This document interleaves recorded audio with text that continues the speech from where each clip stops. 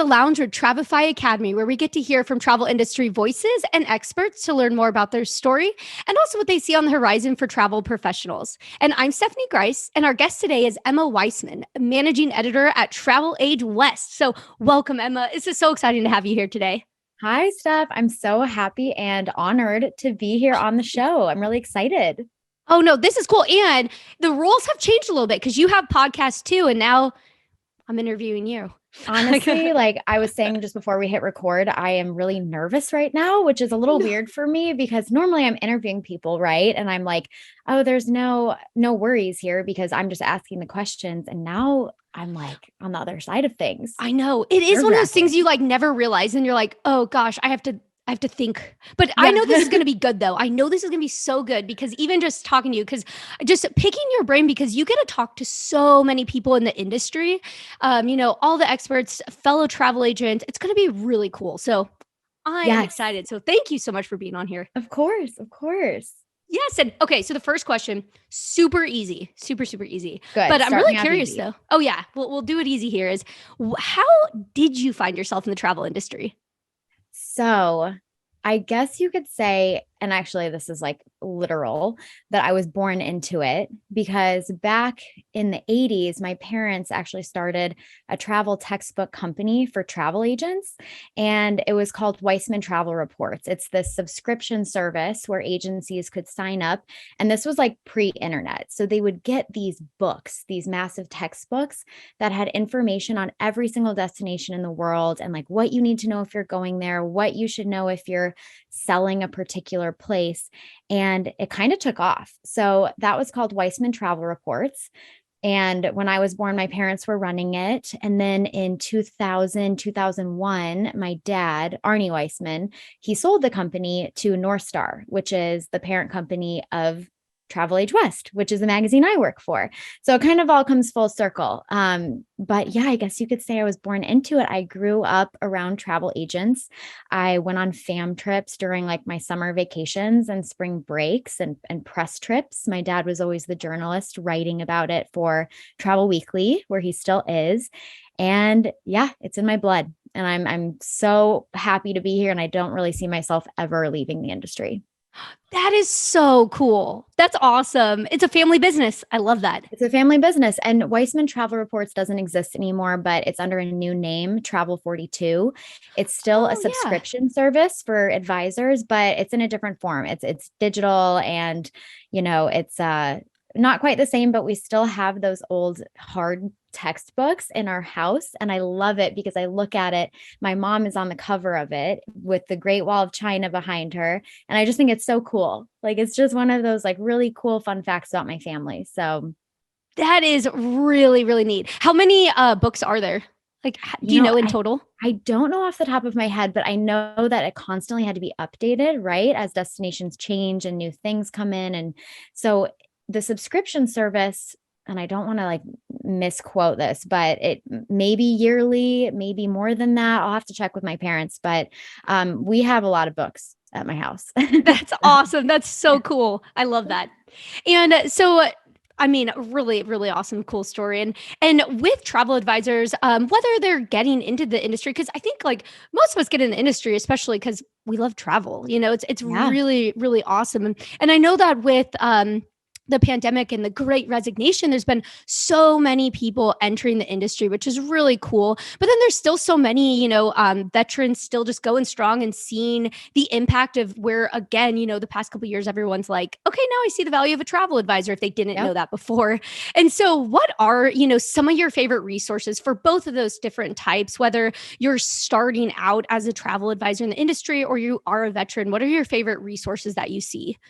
That's a great question. And there are so many out there. I mean, honestly, TravelAge Academy is a great one. So if you're listening to this podcast, like you're already doing something right, like you already are kind of seeking out these resources that will help your career.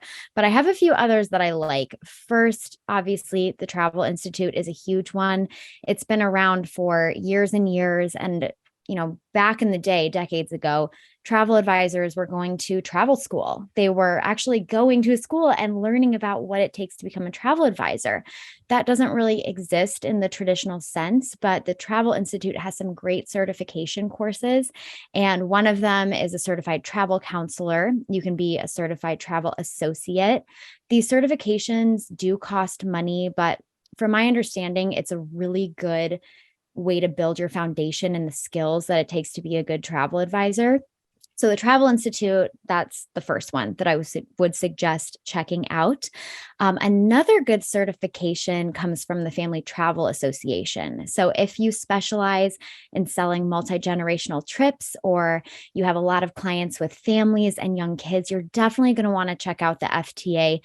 They just unveiled a new updated family travel specialist certification and the first ever supplier certification. So advisors can go through modules, learn about what it takes to sell family travel, but also they can work with suppliers and have the confidence that those suppliers have been audited and are like designated by the association as family friendly. So that's another great one. Host agency directories are huge. So for those new advisors who are looking to either change their affiliation or join a host and they really don't know where to start, I have two websites to check out. One is findahosttravelagency.com, and that's run by the Og family. And the second is Host Agency Reviews from Steph Lee, who I know has been a guest on your podcast. Yeah, So likely yes. people are familiar with her. She's awesome. Love Steph.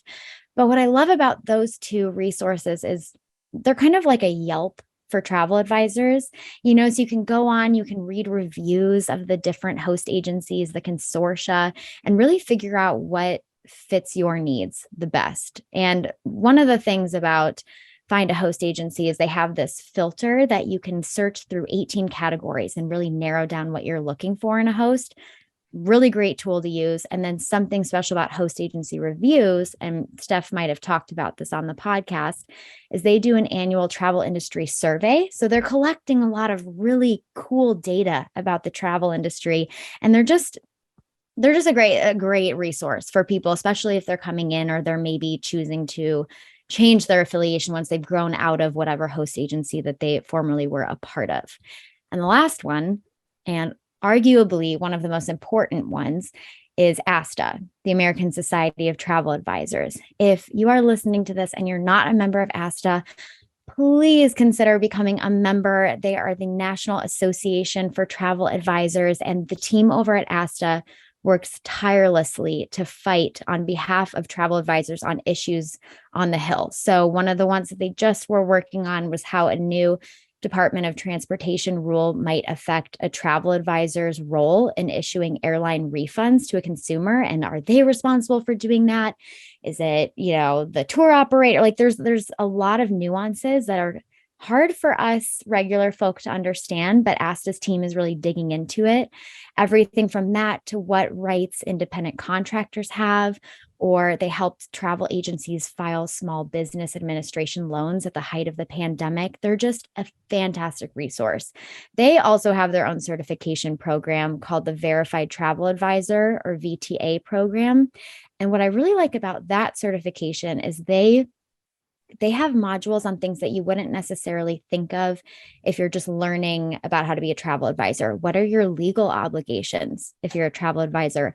What are your ethical obligations if you're a travel advisor? There's modules on public speaking, on project management. It kind of just like runs the gamut. So big fan of ASTA. Sorry, Steph, I feel like I've been talking a mile a minute, but those are my favorites. No, it's so exciting. Yeah, ASTA is awesome. That is really cool. And it is really cool what they do when you hear back, like when they have legislation day and stuff like that. And it's so cool. Like things you wouldn't even think about, like what you were just talking about with, because I did see that there were some rumblings about, changing with airline, and you're like, oh yeah, that could affect a travel advisor. Right. Like, it could totally. And the thing is, like, I think a lot of travel advisors don't really realize that ASTA is out there fighting and lobbying on their behalf. But like the least, in my opinion, the least you could do as someone who's in this profession is support them because they're working for you. Exactly. Yes. No, that is awesome. So many great tips. And I'll link those too. So everyone Oh, listening, I will perfect. link those in there so it makes it easy to grab those because it's so much good stuff. And another thing that I'm really curious about is you're managing editor at TravelAge West. And can you share more of the difference of just the portfolio of brands? Because I know that there's other brands out there just associated. So can you kind of explain that? And so, and Absolutely. yeah, and see when we see those newsletters and all that good stuff, where's that coming Yes. from? Yes. And you know what? There's so much coming at you and it can Mhm. be really confusing. So I'll do my best to kind of break it down. So North Star Travel Group is the parent company of three different brands that are publications in travel trade media. So you have Travel Age West, and that's the one that I work for. You have Travel Weekly, which is massive. Everyone knows about Travel Weekly. And then you have Travel Pulse. So those are kind of like the three under the big North Star umbrella. So I'll start talking about TravelAge West because it's kind of, it's my bread and butter and I can talk all day about it. So Steph, reel me in if Oh, you need no to. worries. I'm But excited. yeah, no, it's wonderful. And I love that more people are learning about TravelAge West because it's one of the smaller brands with North Star, but we have really, especially over the past few years in the pandemic, become a go-to resource for travel advisors. And we consider ourselves members of the travel advisor community and kind of helping to promote the voice of the travel advisor. So we have a lot of different products on offer. We have a business features section of our website that's all about professional development and career growth. So you'll find articles like ways to prevent burnout, how to fire bad clients, which I actually wrote because of a Travify Academy webinar Yes. that you were hosting. Yes. Yeah, So, that was like, so cool. Thanks for yeah, sharing that too. yeah, of course. Or ways that you can use your CRM to guarantee success, or how you can make your travel business more sustainable or work with supplier partners who are very eco-conscious and environmentally friendly. So the business features section of the website is where all of those articles live. And that's a really good way to kind of round out your education when it comes to building the skills and learning how to develop yourself professionally. We also have a print magazine. It's monthly. And in print, we have a cover story. It's a deep dive on something that's trending in the travel industry.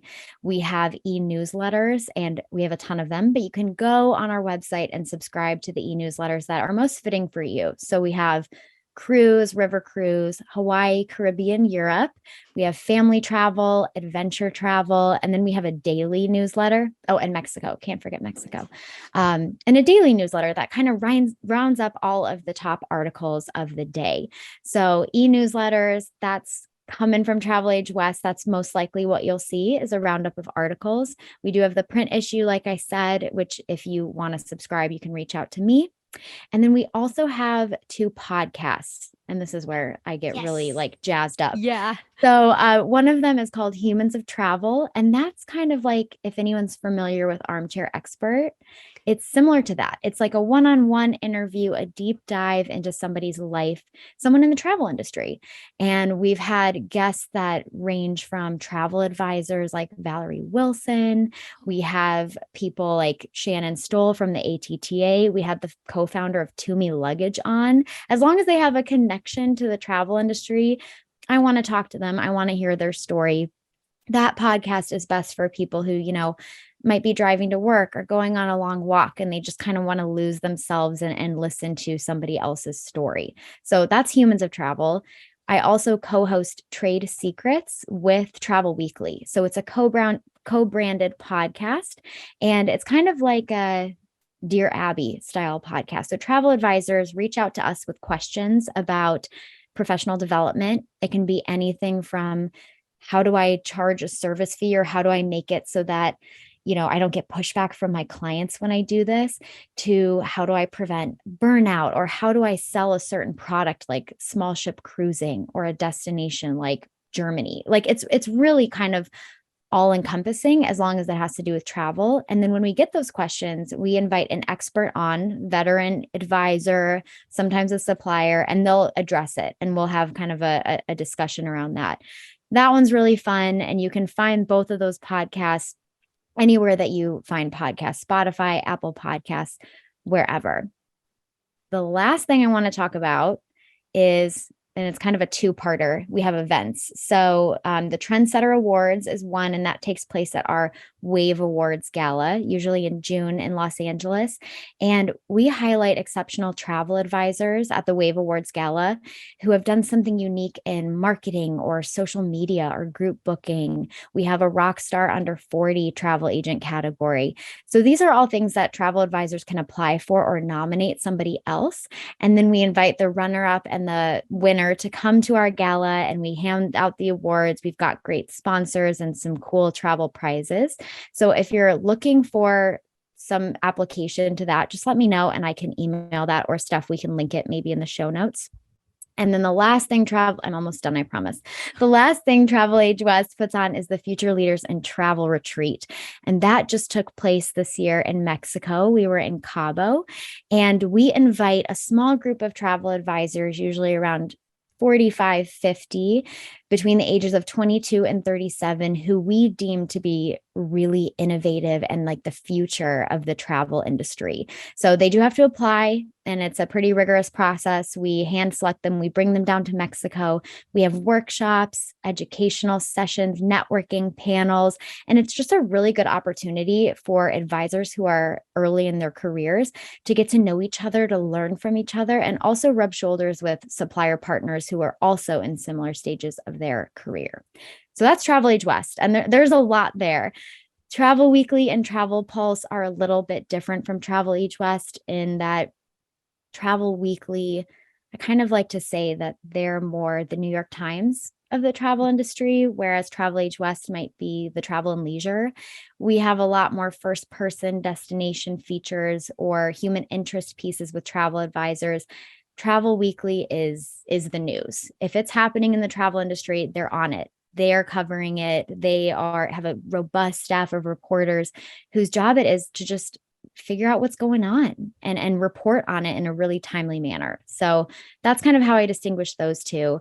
And then Travel Pulse is also a news resource for the travel industry. It's online, but it seems to feature a lot more gallery slideshows, roundups, shorter articles, but it's also covering the news of the industry. And they also have a great podcast, the Travel Pulse podcast, which is kind of like an info entertainment podcast. So reporting the news, but doing it in a really entertaining way. And Eric Bowman, the executive editor of Travel Pulse, hosts that one. So that's awesome. to put it like, mildly, that's the differences, but there are a lot of differences. No, that's okay. Everyone listening right now, including myself, probably just wants to go like just dive in. I just want to go look at and read everything. That is so awesome. You know what? It's free. It's like, that's like the crazy thing is like, it doesn't cost you anything to subscribe. And then you get these in your inbox, and like Monday morning, you just kind of go through and you absorb what you want to absorb. You don't have to go on the website and read every single article. We're making it easy by rounding it up for you with the e-newsletters. People do like to have print. So just getting that hard copy in the mail every month, I think brings a lot of joy to some people. I get my copy every month, but yeah, it's like free information for you. So I highly recommend subscribing to all of them. I'm biased toward TravelAge West, but they're all great. Yeah, it's so awesome. Oh, and you said Travel Weekly too. I know, like I get that. I mean, it's like it's kind of daily, isn't it? Or is it? It's a lot. It's weekly. Yeah, it's a weekly newspaper and print version. But I mean, like all news resources these days, it's around the clock. Like we're always keeping our eye on things and our finger on the pulse of what's happening. Travel Weekly updates their website daily. We do as well, but our articles tend to maybe take a little bit more time because they have multiple interviews in them, or they're like digging into research or something like that. So we might have anywhere between 1 to 5 new articles a day, whereas Travel Weekly and Travel Pulse, they're cranking out the news. Like they are covering everything. So that's also a key difference between the three. Yeah, no, it's so awesome. And one thing that I really like, because this is kind of a random thought, but the cool thing is with travel advisors, I mean, you need to know the news and need to know, or like all the travel here, like what trends are happening, all that stuff. But the other thing that's really cool is a lot of these articles can be shared to your own clients, like on social media. Like if you read a Absolutely. cool story, yeah, it's kind of, and that's another thing that I think a lot of people forget is like you can use this for your own tools of marketing. Like, look, I destination or Mexico selling like crazy. Look, here's an article to prove it. Like book Absolutely. now. Yes. And we do a lot of reviews. Like we do a lot of hotel reviews and cruise reviews. So if you have a client who's interested in a particular ship or a particular cruise line, we've likely covered it and reviewed it from a first person perspective, whether it's me or Jason Leopard, our cruise editor, or, Mindy Potter, our executive editor, who has been at this hotel and can like vet it and write about what it was like to actually stay there. And it's a great resource for people if they have clients looking at a specific spot, because the advisors can kind of feel like they were right there with us when we Mm-hmm. were on the ground. So yeah, absolutely. And you did say something that sparked one more thought about it being kind of like a need to know resource. And we actually have original research on TravelAge West called Need to Know, which is just like a coincidence. But we do these surveys of travel advisors, and usually there's about like 300 to 500 responses. And we kind of like dig apart different sectors of the industry, like how many people charge fees, how many travel advisors feel really comfortable with social media. And we have actual data to support that. So that's one other component, the need to know research. You can find it on our website. That's awesome. I love that. That's really cool. And I was actually going to ask, out of all of the stories and things you're Yeah. seeing, are there any emerging trends that you're noticing now or into 2023? Because it's insane, but we're already into Q4, which is just I crazy. can't believe it. So I I know. can't either. But I it's know. I know it's so wild. But coming out, I mean, there's so many things that are happening. Just kind of coming out of the pandemic, getting back Yeah. in, to the swing of things. So, are there any trends you're seeing? Well, so people, they are spending more Hmm. and they're kind of moving up their bucket list trips. It's kind of like, well, we don't know if another pandemic is around the corner. So why wait to do that African safari or that world cruise? Like people are really pushing forward those dream trips. They're spending more, they're staying longer in destination. And the types of trips are surrounding reunions with friends and family or milestone celebrations, like I just had my 30th birthday in Mexico and I brought my boyfriend and my best friend. And it's like you kind of are elevating the experience, whereas maybe prior to the pandemic it wouldn't have been so outrageous and out there and a reason for a vacation necessarily. And then another trend is obviously sustainability. We've heard this even before the pandemic. People really care about partnering with companies who they know are going to do well for the communities that they serve, and they will help people travel responsibly. So that's huge. And I think a lot of people our age, millennials and Gen X and even Gen Z, they are focusing on that more than ever. And the baby boomers too. I don't want to discount anybody, but it's becoming even more important to just look at where you're going, try to avoid going to places that are like so over touristed, or if you are visiting a place that's overrun by tourism, partner with a good DMC or a good supplier who's like very aware of how to travel responsibly there. Those are the main things I'm seeing. And I don't know, Steph, are you seeing anything that you want to highlight Yeah, too? that's kind of the same thing, is that they're spending more, definitely Mhm. spending more, and then just the pent up demand. I mean, it's just so crazy. It's really good to hear Yeah. though. But when we chat with like agents, they're like, "Oh my gosh, it's been so busy and it's not stopping." That's the thing, is like usually Yeah. those lulls in the year aren't there anymore because there's so much.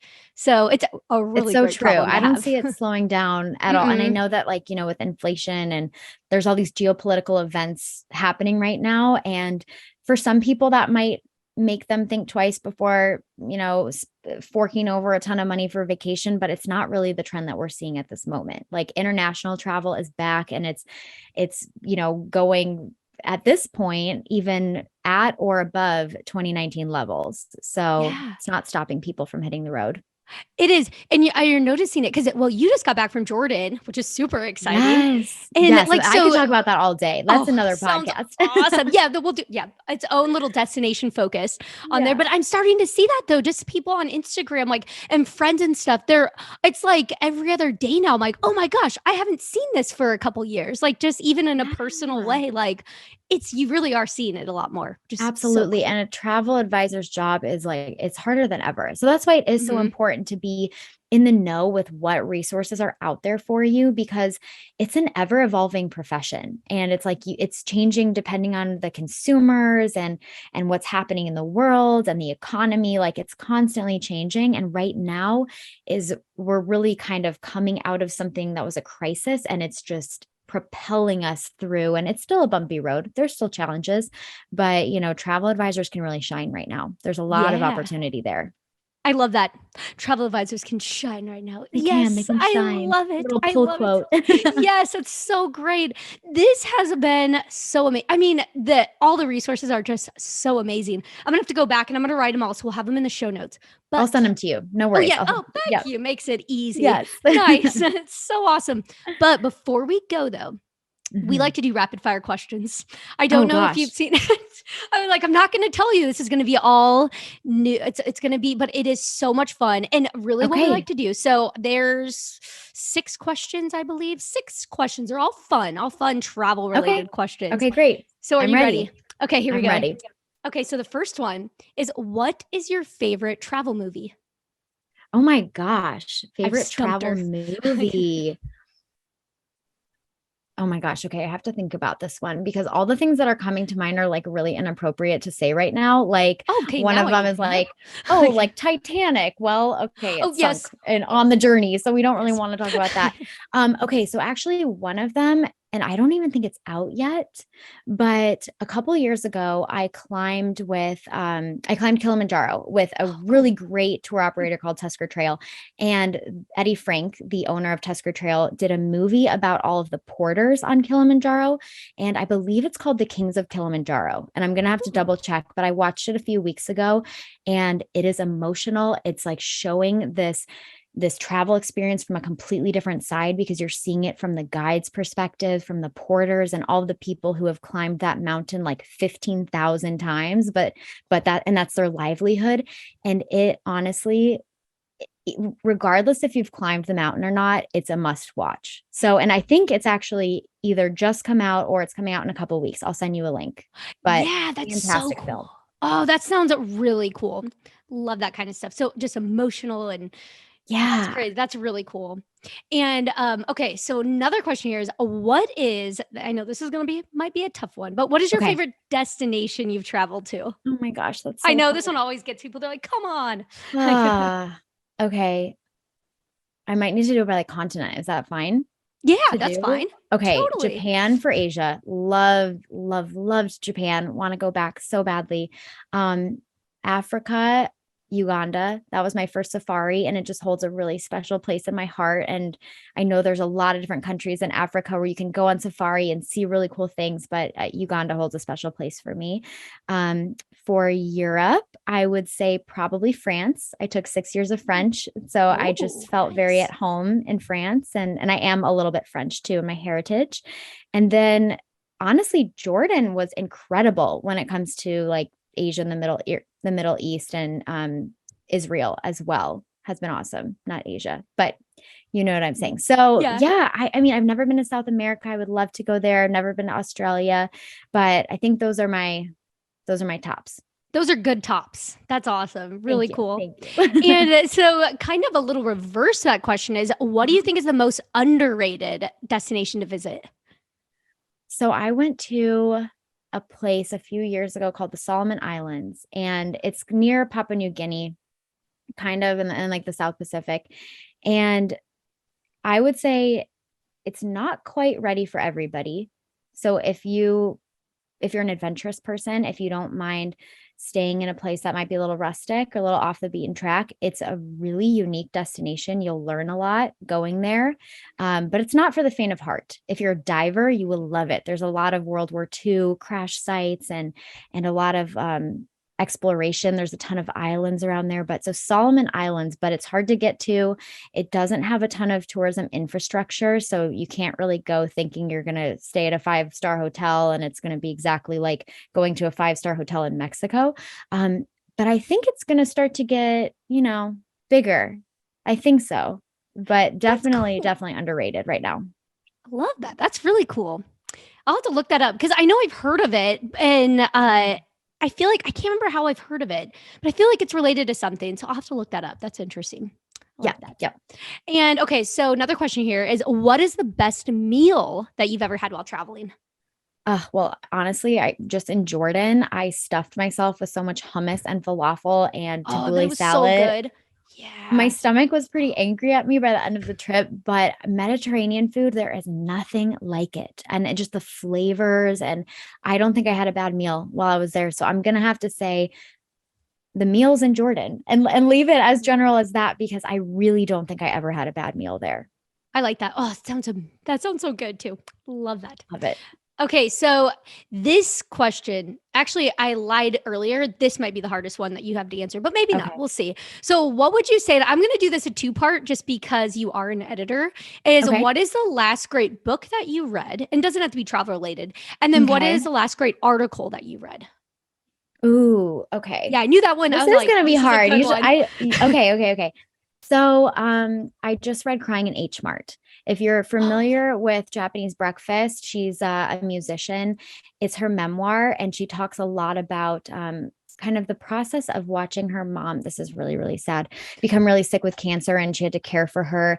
She had an interesting relationship with her mom where it was a little bit turbulent at times, but then she really reconnected with her, and it's it's heartbreaking and beautiful, and she's a wonderful writer, and I loved it. And there is some travel in it. There is, she goes back to Korea a couple times in the novel, but or in the memoir, but it is just fantastic. So that's my favorite book, and it's really stuck with me. I read it about a month ago, but I think about it a lot. And then article, that's tougher. Yeah, I was like, That's this. tougher because I'm reading articles pretty much every day for Yeah. work. Um, hmm. I'm not saying this just because he's my dad, but Arnie Weissman at Travel Weekly, he writes a lot of really, really good cover stories. And I just read an article that he sent me that he wrote a few years ago about Saudi Arabia. And that's like a really like kind of hot topic right now as they're opening up to tourism. And he, interviewed some tourism officials there. And it was just an interesting look at a country that there's a lot about going there that can be complicated. So I like stories like that where it really makes you think and look at things from different angles. So travel article, I would say that one. I can send it to you if you want to link it in the Yeah, show definitely. notes. But any like deep dive feature that can kind of like take you out of whatever you're doing for 5 to 10 minutes and you can read through it and think about things in a new way is always really compelling to me. So I would say Yes, I love that. That's did so I? cool. I feel like No, so nervous from those rapid fires. Those were I know. hard. Oh, and we have one more Oh, too. one I more. lied. I Okay. think that I guess there'd be seven. But this is like my favorite one though. Is what is the craziest thing that's ever happened to you while traveling? Oh gosh. Okay. So I This kind of one always hate this brings. story, but I learned a good lesson from it. So a few years ago, I went to Bonaire, which is in the Caribbean. It's part of the ABC Islands in the Caribbean. And I was there to be with other journalists, but I was the first one to arrive.